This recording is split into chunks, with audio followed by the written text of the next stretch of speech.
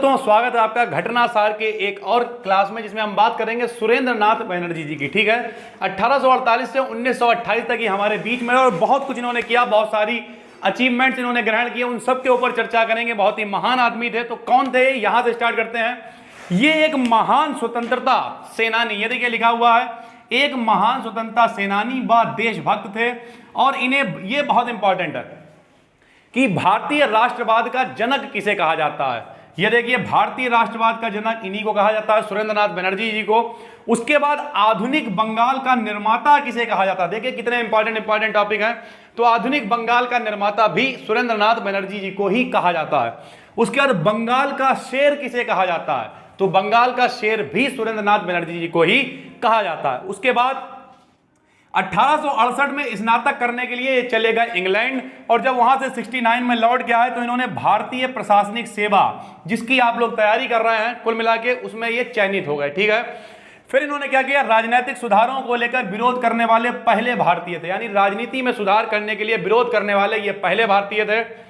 और उसके बाद भारतीय राष्ट्रीय कांग्रेस के संस्थापक सदस्यों में से एक थे, यानी जो अपनी भारतीय राष्ट्रीय कांग्रेस थी उसके जो संस्थापक थे यानी फाउंडर्स थे, उनके सदस्यों में से भी ये एक थे। ठीक है, 2 बार इन्हें कांग्रेस का अध्यक्ष चुना गया, और इन्होंने स्वयं का जो समाचार पत्र था बंगाली, इसका संपादन किया। ठीक है, कांग्रेस ने 1895 में पूना और 1902 अहमदाबाद के अध्यक्ष, यानी हमने आपको क्या बताया, कांग्रेस के अध्यक्ष देखिए लिखा हुआ, 2 बार कांग्रेस के अध्यक्ष रहे। तो कहां रहे, 1895 में पूना में और 1902 में अहमदाबाद में ये अध्यक्ष रहे। ठीक है, 1869 में सिलहट में, यहां पे लिखा हुआ सिलहट में मजिस्ट्रेट नियुक्त हुए, लेकिन जल्दी ही यहां पे ये बर्खास्त कर दिए गए, नियुक्त हुए लेकिन 1873 में बर्खास्त कर दिए गए। ठीक है, यानी 4 साल ये मजिस्ट्रेट भी रहे सिलहट में। उसके बाद इन्होंने स्वदेशी आंदोलन में भूमिका निभाई। स्वदेशी आंदोलन आपको पता है कि अपने घर की बनी हुई चीजों का इस्तेमाल करना है।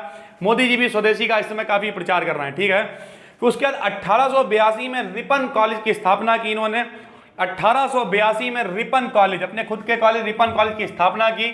1876 में मोहन बोस और शिवनाथ शास्त्री जी के साथ कलकत्ता में इंडियन एसोसिएशन की स्थापना की इन्होंने। ये देखिए हम सारे अंडरलाइन कर दे रहे हैं जो इंपॉर्टेंट है। तो इन्होंने इंडियन एसोसिएशन की स्थापना की। फिर उस समय क्या हो रहा था, सिविल सर्विसेज में जो एंट्रेंस देने का मामला होता है उसमें 23 से घटा के 19 साल एज करी जा रही थी, तो इसका इन्होंने बहुत ज्यादा विरोध भी किया। ठीक है, फिर 1876 में कलकत्ता महापालिका के अध्यक्ष हुए। देखिए यहां पे कलकत्ता महापालिका के भी अध्यक्ष हुए। उसके बाद 1918 में कांग्रेस से ये अलग हो गए, और 1921 में बंगाल सरकार में जो स्वास्थ्य मंत्रालय है, तो स्वास्थ्य मंत्रालय में मंत्री का जो पद है वो ऑफर किया गया, इन्होंने मान लिया और यहां पे ये मंत्री बने 1921 में।